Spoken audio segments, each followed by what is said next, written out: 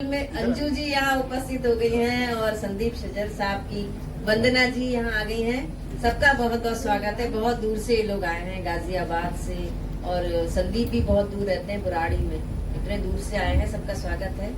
बशीर बद्र साहब ने लिखा है कि आंखों में रहा, दिल में उतर कर नहीं देखा, कश्ती के मुसाफिर ने समंदर नहीं देखा। और मैं जब से चला हूँ मेरी मंजिल पे नजर है, जब से चला हूँ मेरी मंजिल पे नजर है, आंखों ने कभी मील का पत्थर नहीं देखा। तो जिस व्यक्तित्व ने कभी मील का पत्थर नहीं देखा, छोटी उम्र में जिन्होंने बड़ी बड़ी उपलब्धियां हासिल की हैं, जिनका न्यूयॉर्क में सम्मान हुआ, जिनका पता नहीं कहाँ कहाँ सम्मान हुआ, 32-33 पुस्तकें जिनकी आ गई हैं, भारत के राष्ट्रपति जी ने जिनका सम्मान किया, हमारी संस्था गौरवान्वित है कि आज उनका हमें सम्मान करने का सौभाग्य प्राप्त हुआ।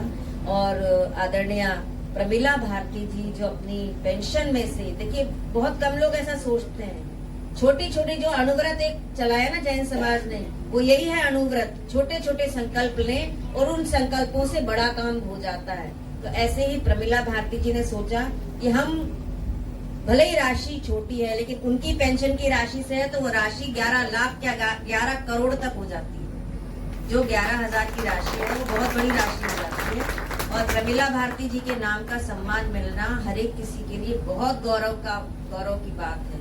हमने महादेवी जी के साथ कभी हम रहे नहीं, कभी निराला जी के साथ नहीं रहे। इनके साथ बैठकर हम अनुभव कर लेते हैं कि हम उन महापुरुषों के हमने दर्शन कर लिए। तो ऐसे डॉक्टर प्रवीण शुक्ल जिन्हें आज साहित्य साधक सम्मान से सम्मानित किया गया है, बहुत सम्मानित व्यक्तित्व हैं, इन्हें आमंत्रित करती हूँ। हरफन मौला हैं, ये हास्य कवि के रूप में जाने जाते हैं, लेकिन ये गजलें कहते हैं, मुक्त छंद की रचनाएं कहते हैं। मैं इन्हें आमंत्रित करती हूँ कि वे भी अपना रचना पाठ करें और समय का ध्यान रखते हुए।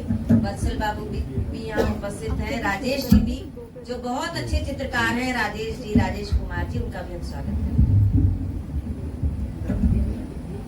सबसे पहले मैं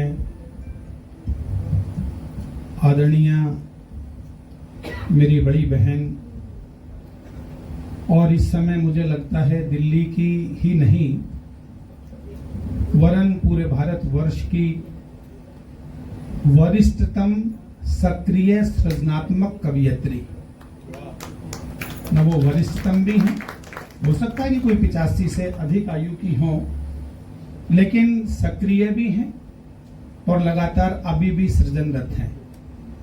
ऐसी प्रमिला दीदी का आभार व्यक्त करता हूं।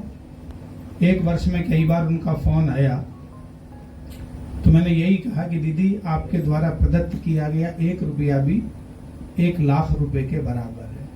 तो एक बार जरा तालियां आदरणीय प्रमिला दीदी के लिए आपकी बहुत जोरदार होनी चाहिए। उनकी आशीष छाया, दीदी की आशीष छाया हमेशा योगी बने। और बहुत बहुत हृदय से आभार व्यक्त करना चाहता हूं अंतरराष्ट्रीय सकारात्मक साहित्य मंच का। कविताएं तो हम रोज सुनाते हैं, लेकिन आज सम्मान का उत्सव है तो 10 मिनट में से 3 मिनट की बातचीत आवश्यक है, क्योंकि ये अंतरराष्ट्रीय सकारात्मक साहित्य मंच, मैं आपको हृदय से बता रहा हूं, आदरणीय डॉक्टर कीर्ति काले जी की अध्यक्षता में हमारे भाई ओम प्रकाश कल्याणे जी, संजीव कुमार जी, राजेश गंगेले जी, प्रेम बिहारी मिश्र जी, मांझी साहब, आप सब की उपस्थिति में ये कहना चाहता हूं कि इस द्वारिका नगरी में, जिसकी गगरी में बहुत सारे ईंट कंकड़ पत्थर की बिल्डिंगें तो थीं, लेकिन उसमें रस का आनंद नहीं था, साहित्य की छलकन नहीं थी। उस छलकन को डॉक्टर कीर्ति काले जी ने अंतरराष्ट्रीय साहित्यिक सकारात्मक मंच के माध्यम से, और एक ऐसा मंच जो प्रति माह, ऐसा नहीं कि केवल एक वार्षिक उत्सव तो आज हो रहा है, लेकिन हर महीने उन्होंने कुछ ना कुछ सृजनात्मक सकारात्मक किया। तो एक बार आप सबकी तालियां कीर्ति जी के लिए, उनकी पूरी टीम के लिए, अंतरराष्ट्रीय साहित्यिक सकारात्मक मंच के लिए, और इस मंच के सभी जो भी जिस भी रूप में जुड़े हैं उन सब के लिए भी शुभकामनाएं बनती हैं। मेरे बहुत आत्मीय माणिक जी उपस्थित हैं यहाँ पर। आदरणीय राजगोपाल जी के श्री चरणों में बैठकर मैंने बहुत बार उन्हें महसूस किया अपने दिल के आसपास। मेरी बड़ी बहन यहाँ वंदना दीदी उपस्थित हैं। मेरी झोली में जो कुछ है उसमें बहुत सारा डॉक्टर कुंवर बेचैन साहब का आशीर्वाद है। मैं कई बार कहता हूं कि प्रवीण शुक्ल क्या है, तो बस कविता लिखनी मुझे आई या नहीं आई अभी तक भी मैं नहीं जानता, लेकिन डॉक्टर कुंवर बेचैन जी जैसे गुरु के चरणों में बैठने का सौभाग्य मुझे मिला।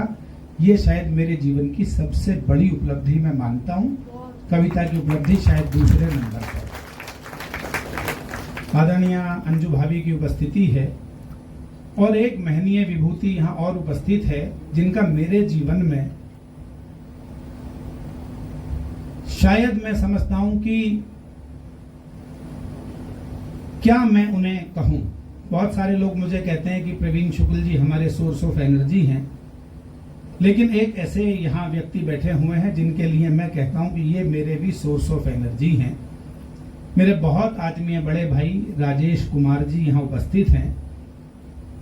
1500 से ज्यादा भगवान श्री गणेश के चित्र बनाए हैं उन्होंने, 1500 से ज्यादा। Limca book of record, world wide record, India record, कितने रिकॉर्ड्स में वो शामिल हैं। और मेरे जीवन में मेरे पास एक बड़ा भाई नहीं था मेरे रक्त संबंध के रूप में, तो इस रूप में राजेश जी यहाँ उपस्थित हैं। तो मैं ये आज का सम्मान जो है राजेश जी को और उनकी भगवान गणेश की साधना को भेंट करता हूँ। एक बार आप तालियां बजा दीजिएगा। राजेश जी एक बार आप खड़े हो जाएंगे तो लोगों को पता लग जाएगा कौन है राजेश जी। ये 13 इंस्टीट्यूशन चलाते हैं Rajesh ji, Cosmos group of education. और मैंने बताया ना कि कविता तो मैं थोड़े से मैं सुना दूंगा, लेकिन प्रवीण शुक्ल को प्रवीण शुक्ल बनाने वाले कौन कौन हैं। कीर्ति जी का अपने रूप में योगदान है, कुंवर जी का अपने रूप में योगदान है, और राजेश भाई कोरोना काल में कोरोना हो गया था इनको, रात के 8 बजे मुझे फोन मिलाते थे, 12 बजे तक हम बात करते थे। तो फिर कहते थे कि प्रवीण भाई नींद नहीं आ रही, अब मैं भगवान गणेश के चित्र बनाने शुरू करूंगा। 700 चित्र कोरोना की उस बीमारी में, जब ये लग रहा था कि प्राण भी बचेंगे या नहीं बचेंगे, तो उन्होंने वो सब गणेश जी को समर्पित कर दिया। एक बार तालियां बजनी चाहिए ना, बजनी चाहिए। तो मैं उनको भी प्रणाम करता हूँ। 2-3 छोटी छोटी सी 1-1 मिनट की 2-3 कविताएं। और प्रेमिला दीदी को देखिए इधर गर्दन मोड़ी तो एक नाम तो रह ही गया। विनीत हमारा बहुत प्यारा है, उसे भी शुभकामनाएं देता हूँ। प्रीति जी को शुभकामनाएं देता हूँ। और संजय गर्ग जी, मतलब मैं सच बताता हूँ कि मेरे हृदय के बहुत अति निकट ऐसे व्यक्ति, मतलब मुझे लगता है कि कविता को, साहित्य को और जीवन को समझने वाला ऐसा अधिकारी शायद अकादमी को पहली बार मिला है। देखिए सारे काम छोड़कर बैठे हैं, जहां भी हिंदी की बात होती है तो उसकी बिंदी को चमकाने के लिए वो पहुंच जाते हैं। लेकिन एक बात मुझे पता है कि मेरी इस कविता की यात्रा में बहुत महनीय योगदान है संजना का। संजना आज आ गई है। मैं एक नौकरी करता था, कॉलेज में लेक्चरार था, पर ऐसी धर्मपत्नी भगवान सबको दे जिसने 8 वर्ष पहले मेरी नौकरी छुड़वा दी। और ये कहकर छुड़वा दी कि ईश्वर ने आपको कविता करने के लिए बनाया। नौकरी करने के लिए तो 1-1.5 लाख टीचर हैं, तो आप नौकरी को विदा करके कविता के काम में लगिएगा। उसने ठीक काम में लगा दिया, तो थोड़ी सी तालियां उसके और वत्सल के लिए।